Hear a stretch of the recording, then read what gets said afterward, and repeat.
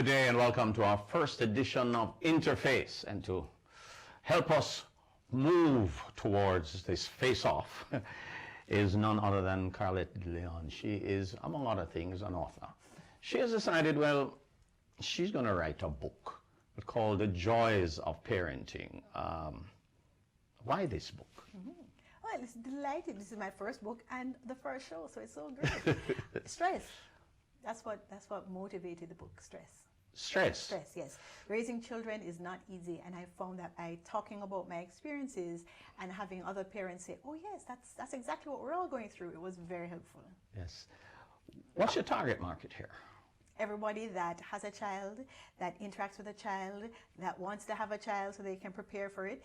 It's an excellent gift for new parents. It's an excellent gift for grandparents who will laugh at things gone by. It's an excellent gift for aunts and uncles.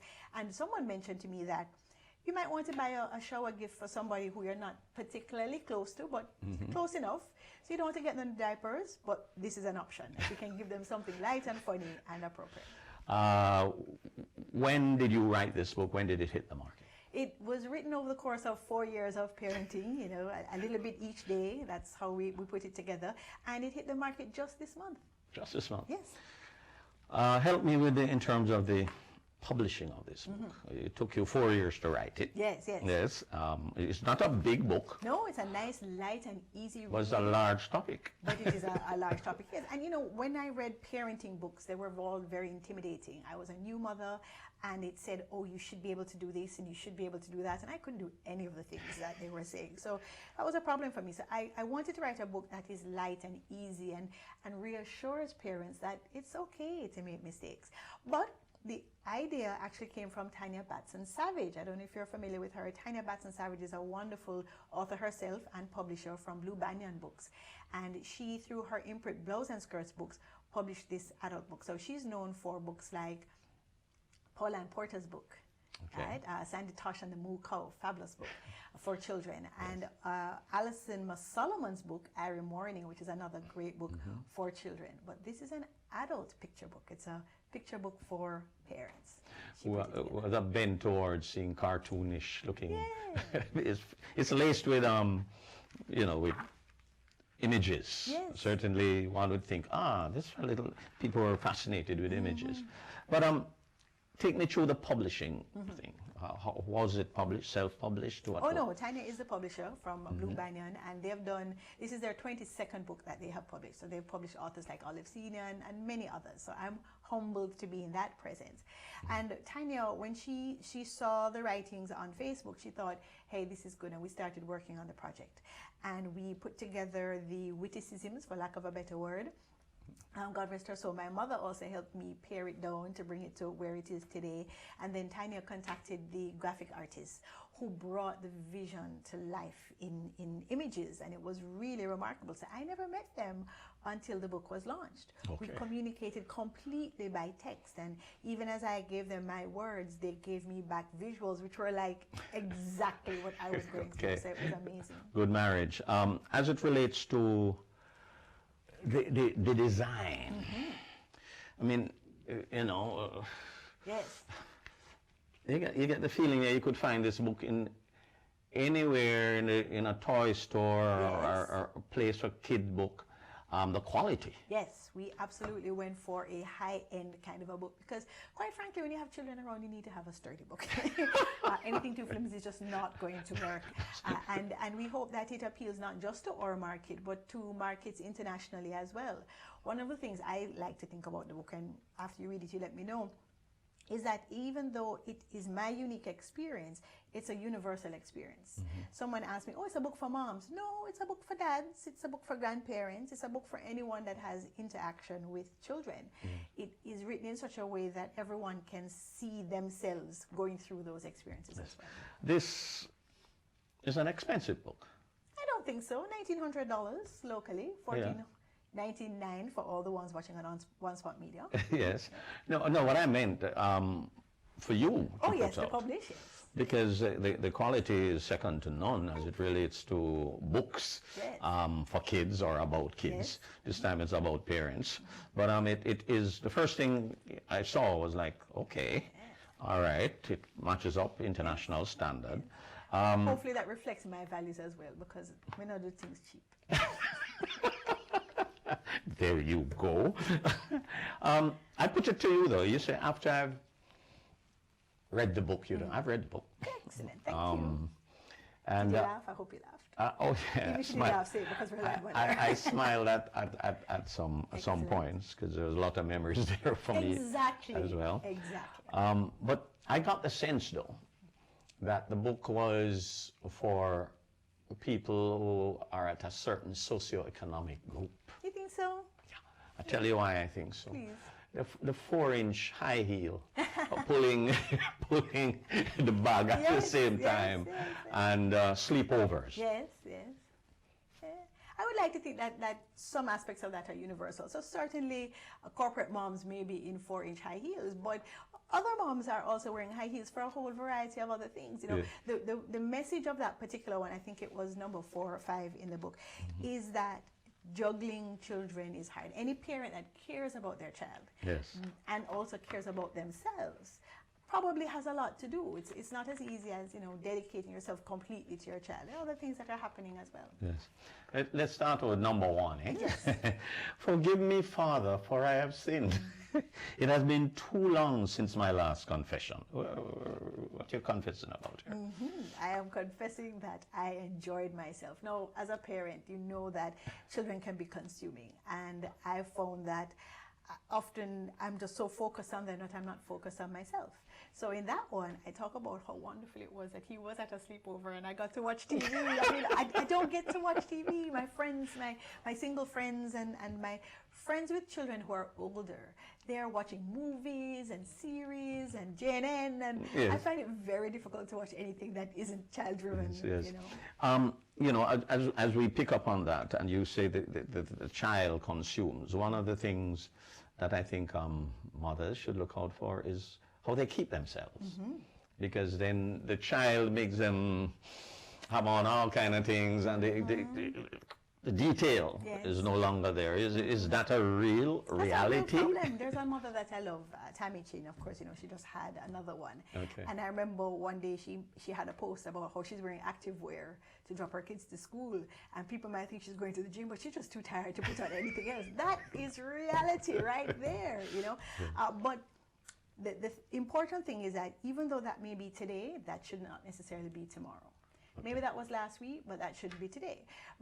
We allow ourselves to be committed to our children, but every once in a while we have to, you know, fix up ourselves and move on and move fresh, because we are also examples for our children, and we don't want them to see us pop down all the time. We want them to know that there's a time. Children see, children do. Children see, children do. Let's start from the beginning. The challenge of hormonal imbalance, postpartum depression. Yes. It's real, isn't it? It is. I was talking to another girlfriend of mine very recently, fantastic mother herself. And when she told me about the struggles that she went through, I was like, oh my, I mean, I wish she had told me before so that I could just reach out and hug her and help her in any way I can. Postpartum depression is real. It doesn't affect everyone, and I give thanks that I was mercifully saved from that.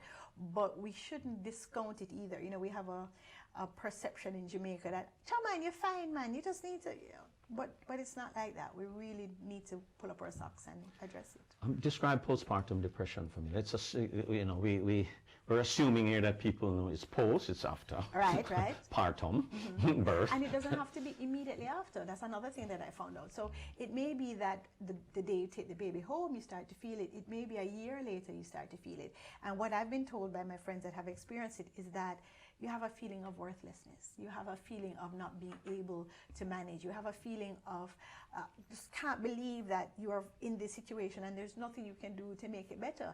And all the empirical evidence may be against your thought process, but you simply can't process that. And women, and Jamaican women in particular, need to appreciate that they are very good.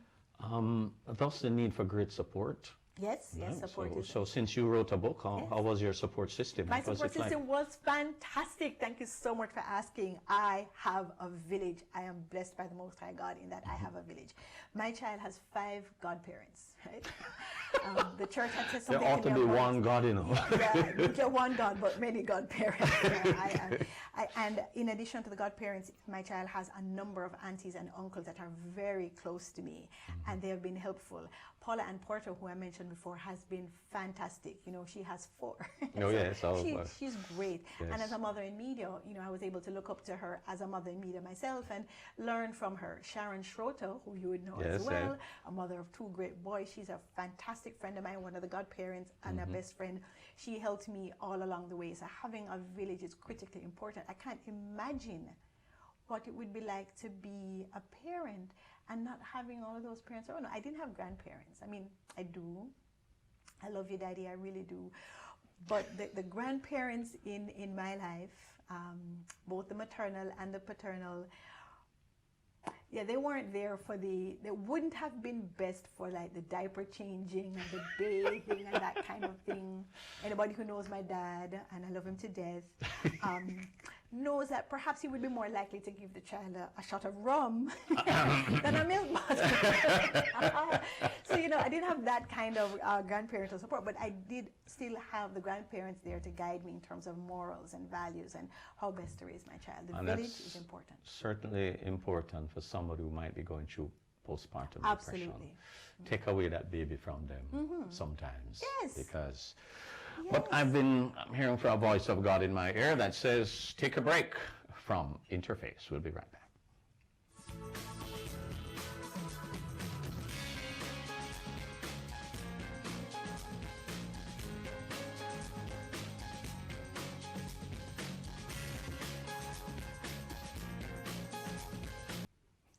Welcome back to Interface. Scarlett DeLeon is with me, and we're talking about the joys of parenting, if you can find any joy in it. Why I suggest that, Scarlett, is the circumstance that caused a woman to be pregnant might not have been one that she had planned for. Indeed. But the good Lord knows why He gives you 9 months to work Put it yourself out. in order. Yes, Get work your it house out. But still, the joy, that anger, the lack of support, the father's run off, is unsupportive in all kinds of ways, and there can't be any joy there. How do you find joy? Talk to those people for me. Yes, Talk man, to them. there's still joy. You may have found yourself in a situation that is not ideal. You may have been abused, you may have been abandoned, and all of that, but none of that reflects in the child, and we have to make sure to separate that. Once that child is born, we are committed to that child, and we must shed away mentally as best we can all of that baggage.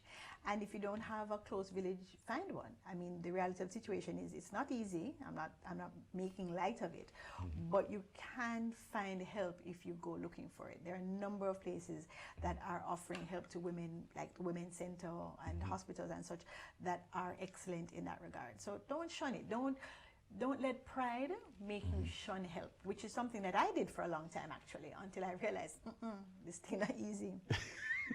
You speak of the joy, but I suspect there are some difficult times, because I put it to you that in your number 5 on page 5, it's a thin line between adorable and aggravating. Explain. Very thin. Expand. This child of mine that should know better, that I have to repeat and repeat and repeat and repeat and repeat, pick up your stuff off the floor, brush your teeth, whatever it is that I have to tell the child. It could be lock the front door because we don't want God man to come in. I mean, children should be able to pick these things up, right? And it can be quite aggravating. Oh, really? But it can also be adorable that, you know, they always look to you for guidance and support and reassurance. It's a very thin line.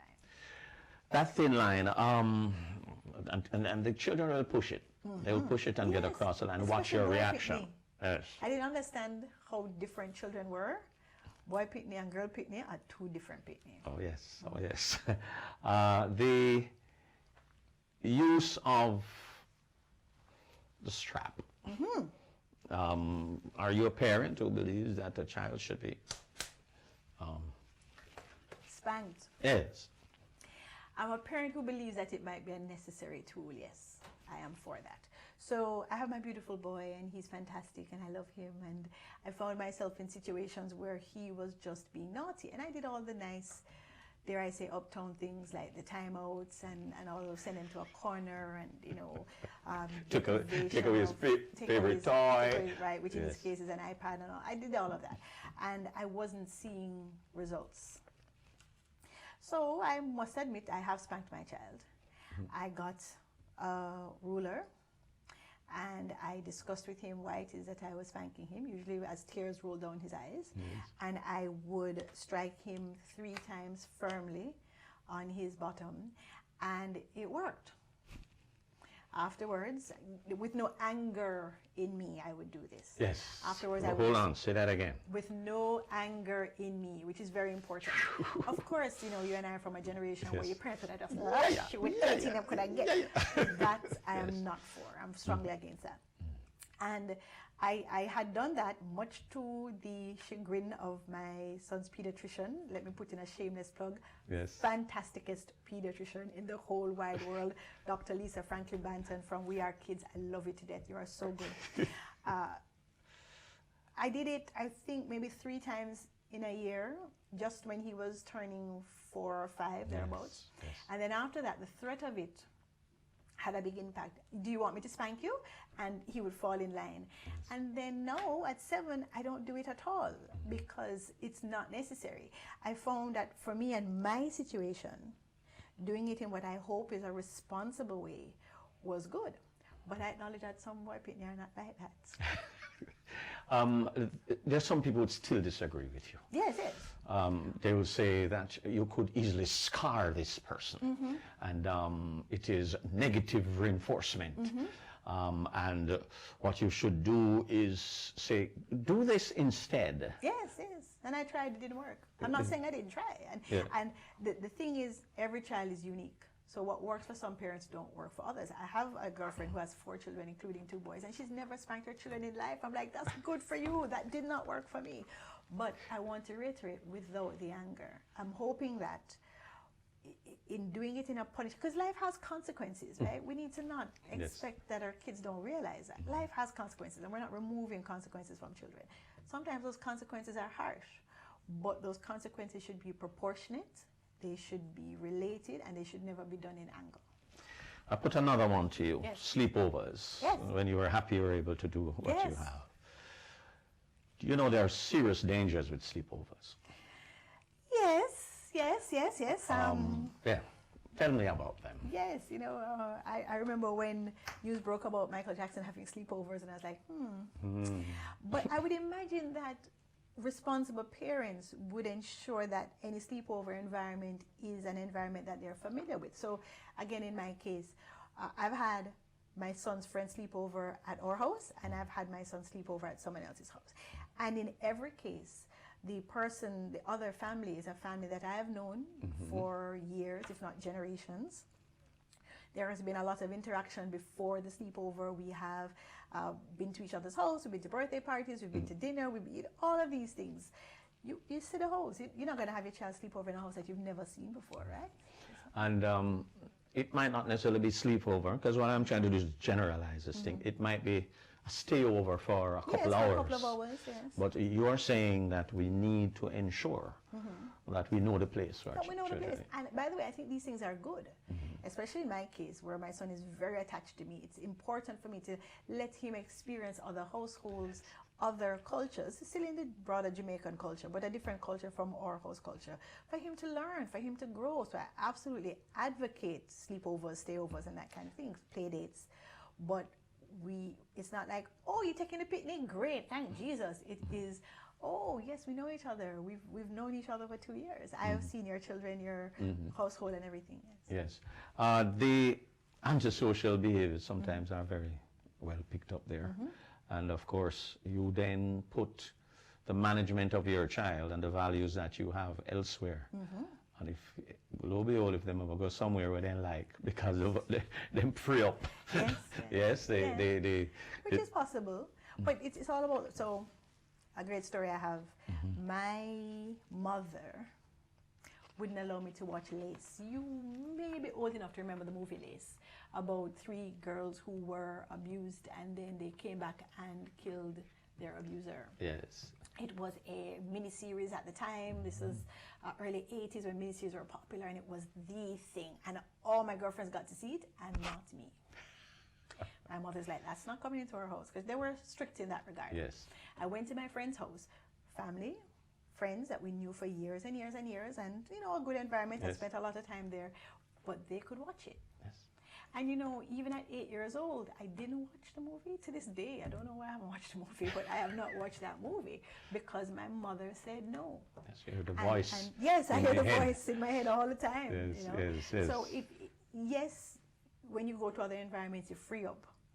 But if your parents try their very best to instill the values in you, even in that freedom, and hopefully that redounds later on when you send them to college or when you send them a foreign or whatever. It does redound to that. You know, your parents go away and leave you here, and you still don't hang out with the crowd because what the crowd are going with. You're still here. You holding fear faith. that them find out. Yes, you have greater fear of your parents and your parents. Yes. Yes, indeed, indeed. Number 7 on page 7. Some days I have serious doubts about who is actually in charge around here. Let me tell you, Yes. that one. And so he read the book.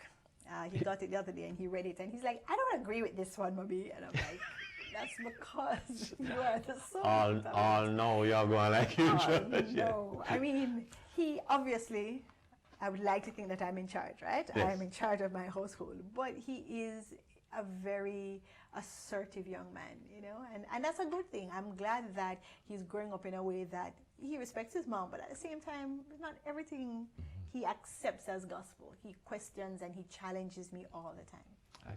I don't know much about your private life, but I'm not hearing a father figure. No, unfortunately, he's abroad. He has migrated, so he's not here. Okay, who plays that role? I mean, because mama can't play daddy. That's right. That's right. Mama can't play daddy. So Uncle Jerome has been fantastic.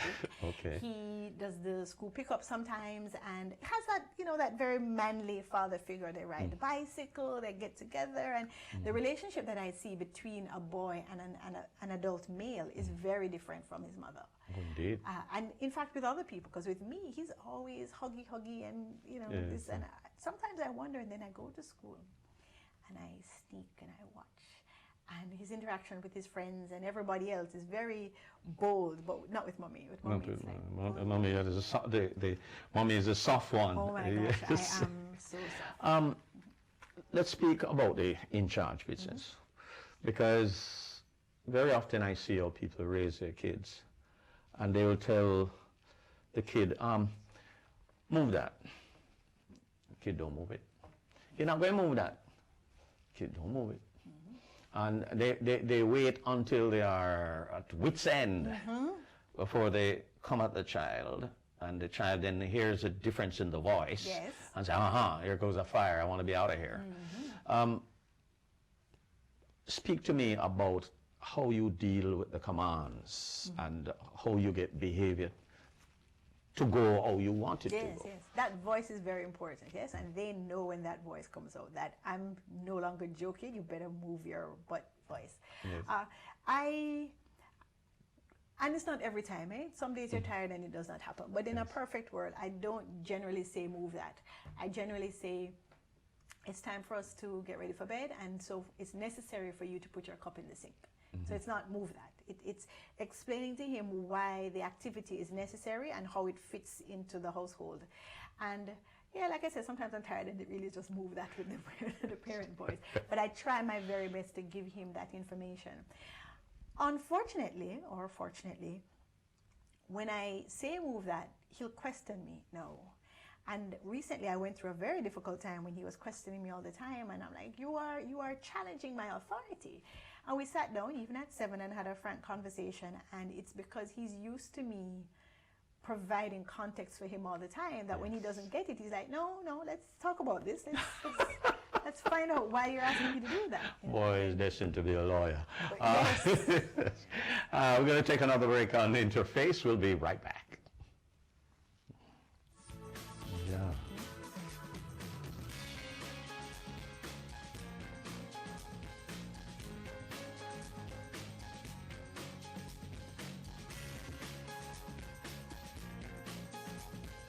Welcome back to Interface. Carlette DeLEON is with me. She's an author. She has written a book about the, enjoying parenting, the joys. There you go.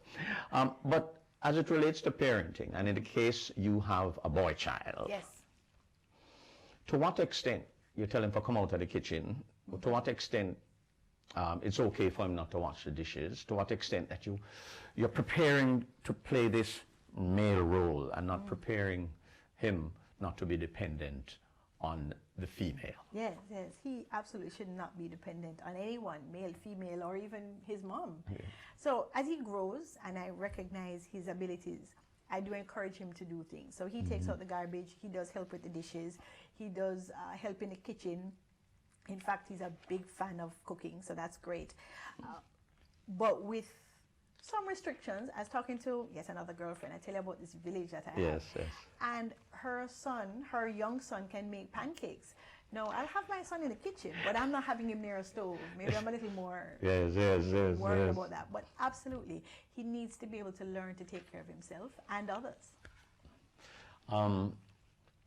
Because too many of our mothers don't prepare their sons to... Or their children. Yeah. Yes. Their children. My mother used to run me out of the kitchen, I must admit, all the time. She's like, go and study a book, go and study a book. Because in her mind, the ticket to independence was education. Right? Still is. Right, and still is, yes. So she did not allow me to do housework at all. She took care of that so that I could study all the time. I guess she thought housework would come in the way. God bless that other people in the family were like, no, you have to make your bed, you have to cook your food, you have to do this, that. So it's not just boy pitney, but children in general. Parents need to understand that they're individuals and they have to be able to stand on their own 2 feet. Yes. At times our children get sick, real sick, especially ear infection, ENT, Yes. roasting fever, frightening. You right here, Yes. I wish I could feel the pain for him. Yes. I wish with a hug I could transfer the pain from him to me. I wish with a gentle wipe of his tears, instantly there would be a smile. My 3 wishes. Well, wishes were horses. Wishes were horses. Yes. Right. I think every parent can identify with that sentiment. And yes, roasting with fever was, of course, my biggest fear. That's why. Yes. Why the fever? Because I appreciate that if a fever isn't handled properly, it can lead to permanent damage. Yes. Fry up here. And as a new mom, and as someone who did not interact with children a lot, so I'm not just a new mom, I'm someone who had no parenting experience whatsoever. I was always worried that I didn't do it well or I didn't handle it well. But like I said, I had a great pediatrician, Dr. Lisa Franklin Banton, props to her, and the fevers that happened, and I think there were numerous over the years, we managed them quite well. The personal time that you speak of, does he get that? Does he want that sometimes, or does he want to be in his own? Well, it's an iPod he has, right? So, what age should children get those things? I firmly believe that screens are a good thing, but let me declare my bias. I'm a tech person, right? Yes. And I love technology. I just think it's about how you use it. And in point of fact, I'm speaking on that very topic later on today at the Rotary Club of Kingston. Yes. My son had a screen from birth, but we limited his screen time and what it is that he could do. At 3, I remember, is when he got his own dedicated iPad. So this is not borrowing mommy's own. He had his own iPad. And I was very careful about the apps that he had access to. All educational apps, no video apps or things like that. And it was never, here you go, honey, and go about my business. It was, hey, let me show you this. Let me teach you how to do this. Let me see how you feel about this. So the iPad time was, so we have a lot of reading time. I'll say this. I found out I was pregnant on the Monday, and Tuesday I started reading to my child. No, you know, that's an overdose. No, it wasn't. Big shout out to Kelly Magnus. Kelly Magnus had a book called A Book for Baby, has a book called A Book for Baby. Fantastic book. And Trixie Triangle, I read to that child every single day of his life. So if you're reading to the child an hour in a day and then you take out 15 minutes and you swap that out with an iPad, I think that's perfectly fine.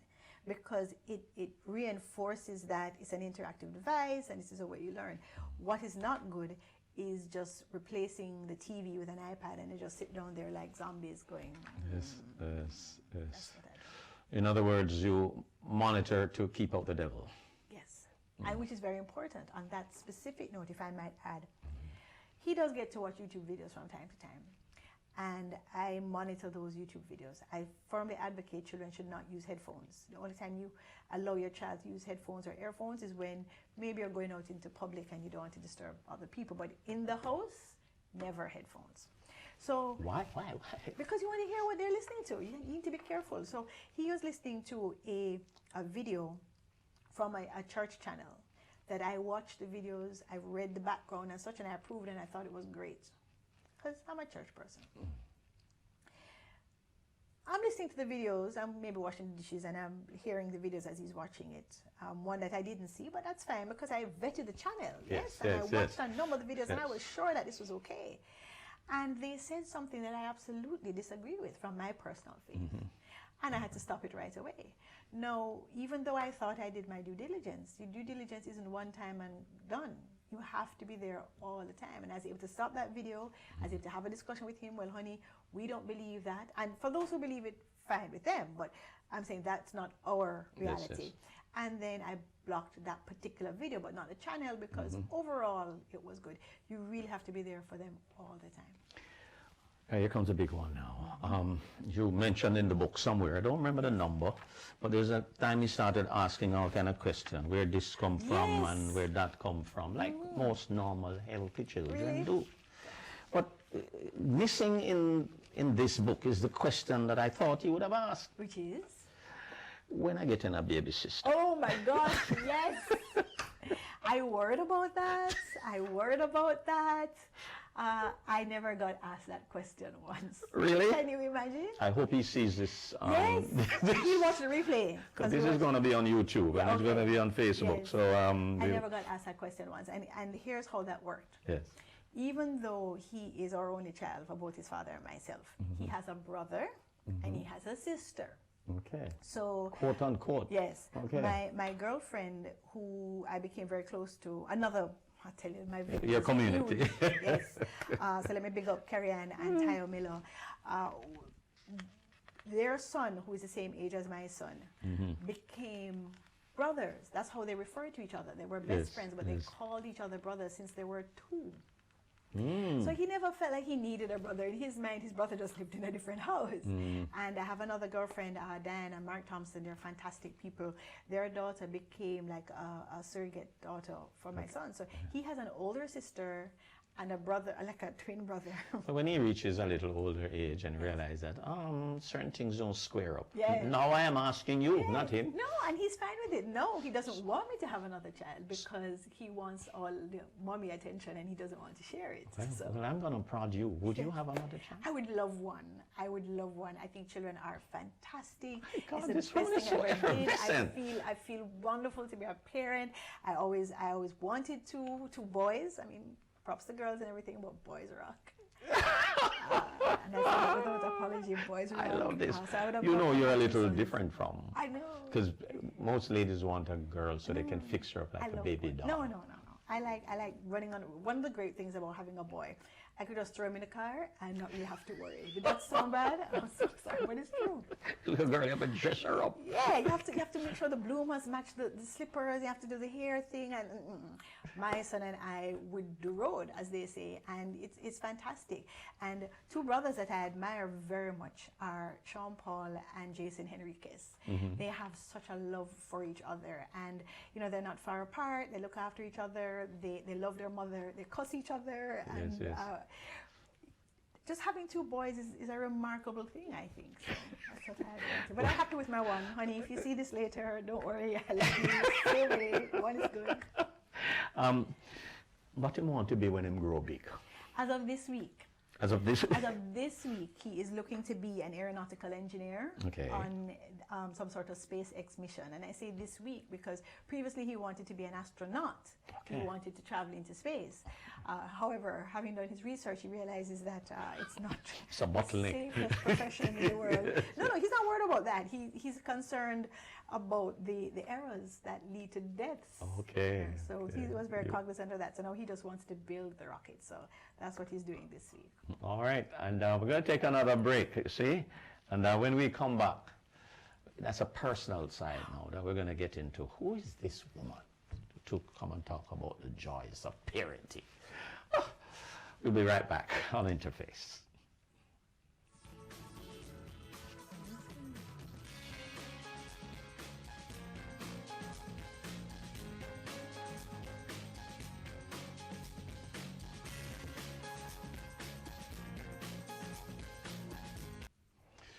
Welcome back to Interface. Carlette DeLEON is our special guest, and just want to pry into your life a little bit. DeLEON, where that come from?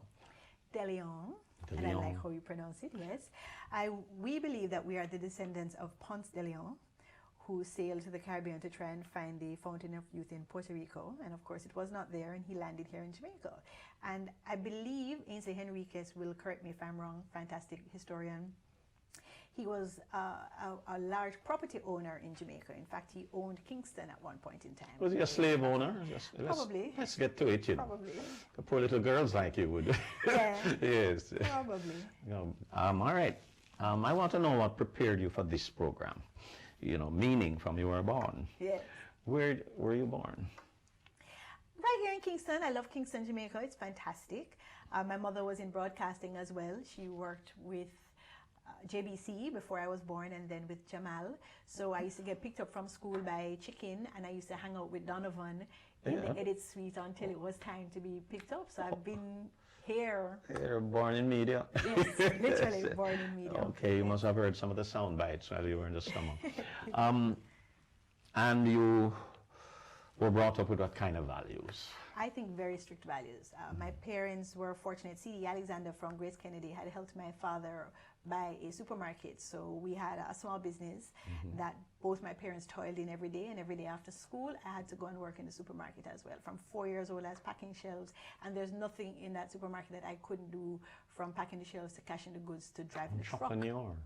That's what you call it nowadays. Yeah, that's what they call it nowadays. We didn't call it that then. We called it, your family business, you had to work. Yeah, is that? And my parents instilled in me that you don't necessarily have to be the best at everything, but you absolutely need to know everything in order to do a good job. So even in my business now, I try my very best to make sure that there's not an aspect of the business that I can't do on my own. Maybe not as quickly as the team that I hire to do it, but definitely as best I can. What kind of business are you in? We can't assume all these things. That's true. So Breakthrough Communications is a corporate PR firm. What's the name of it? Breakthrough Communications. Breakthrough. Yes. Yes, Okay. that's right. We're breaking through. Yes. Myself and my business partner, Jerome Hamilton, run that company. And people would have known me primarily from Headline Entertainment, which is another company. Yes. That Jerome is also a principal in. And we do public relations. Headline does public relations for Sean Paul and Damian Marley, whereas Breakthrough does Lasco and Panjam and that kind of thing. So it's every day I go to work is very different. It's the entertainment and the corporate. So it's very fun like that. And I also get to work with the RJR Gleaner Communications Group. I host a radio show on RJR 94 FM on Wednesday mornings called Tech for Life. Hopefully soon another program on another sister station at RJR. We'll see about that coming up soon. And I used to write for the Gleaner. I used to write for the Star, actually. Yes.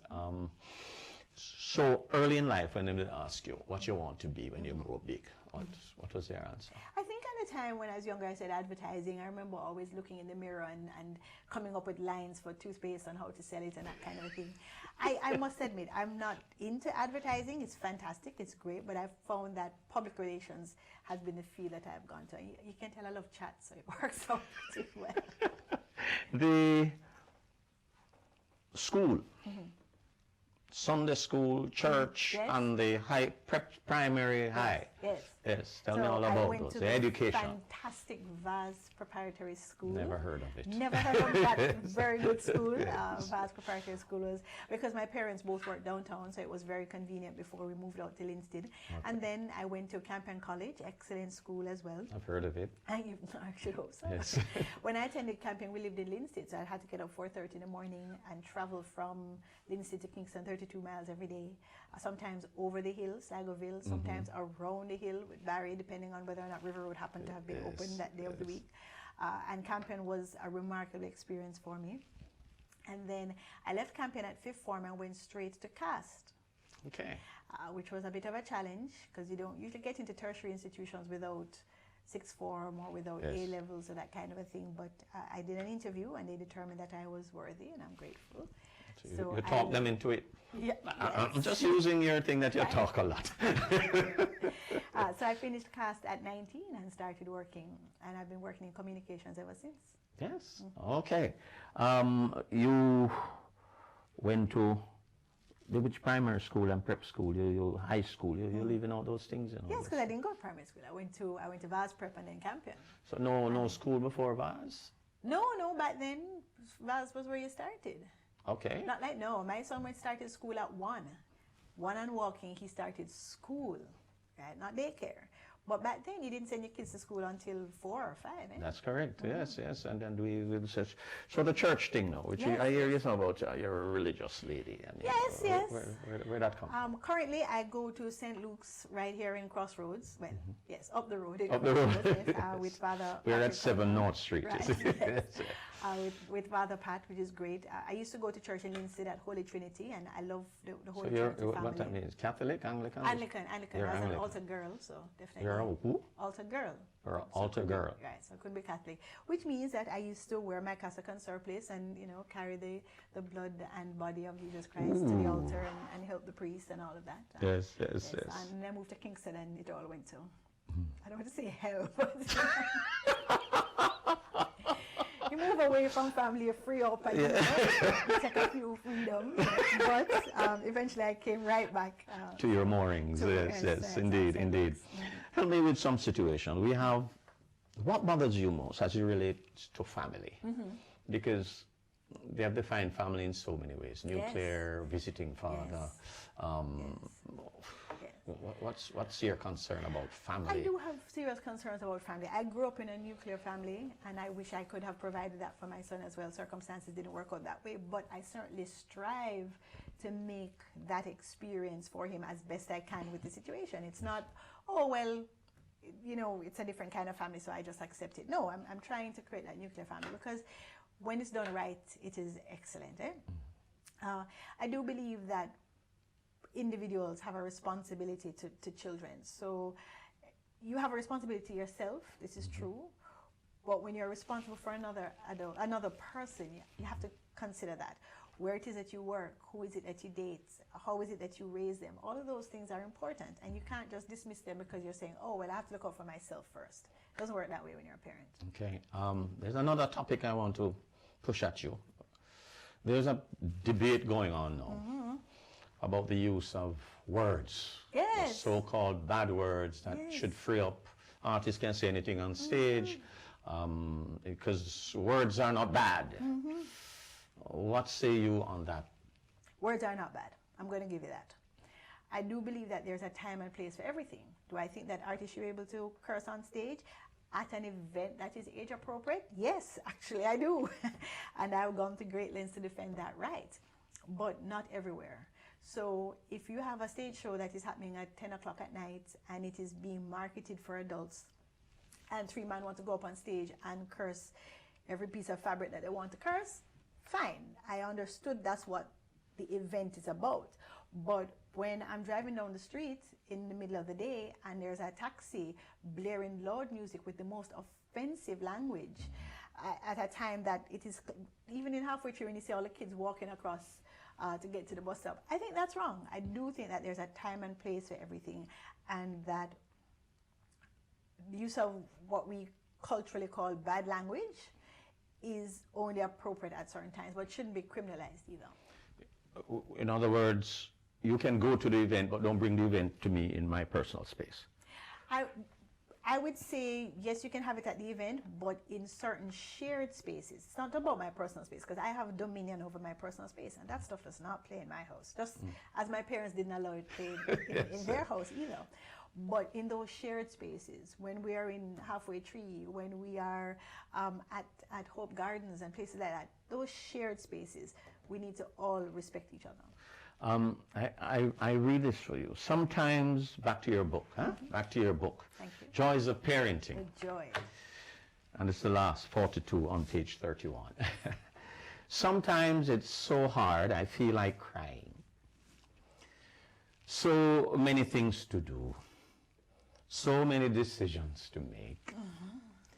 And every action is watched. Every decision has an impact. Sometimes it's so easy for my heart to fill with joy.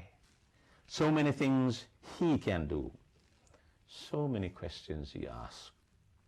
And every action is photographed. Every question is novel. Sometimes joy. Sometimes pain. Every time pride. All the time love. Talk to me and talk to the parents out there. Explain all of that, because some people can't find that. All them find is sometimes, all the time it's hard. Yes, yes. And yes, it can seem like that for sure. I think that one, you know, as I hear you read it, encapsulates everything it has been, the experience that it has been in as a parent. And you may be broke. You may be destitute, you may be unwanted by the father or the mother, as the case may be. You might find yourself in really dire situations. But always find the joy in that new life, because that person is depending on you to carry them through. And they didn't ask to be here, right? So it is incumbent upon us to demonstrate to them what life can be like. The issue of children, some of them being hurt so many times. How do you cope with that in here? I saw a gentleman running for the president of the United States, a Chinese gentleman, break down and cry when he saw the mass killings. Do you, as a mother, see your son in certain painful situations in terms of how the world is going? No, very much so. Everything from climate change to changing cultural values to war and crime and all of these things. I fear, you know, I doubt, should I have done this? Should I have done it sooner? Should I have not done it at all? Whatever I doomed him to as his parent, through the grace of God, bringing him into this world, that weighs on me heavily. And things that I used to take for granted before. One of my favorite shows was Law and Order. I used to watch it all the time. SVU, you know, and I find the baby in the cooler, and I'm like, oh, look at that. I can't watch any of that now. I was listening to the news a couple of days ago, and every story was about how many people who died, and I had to turn it off because I didn't want him hearing that. It is reality, but it weighs heavily on me.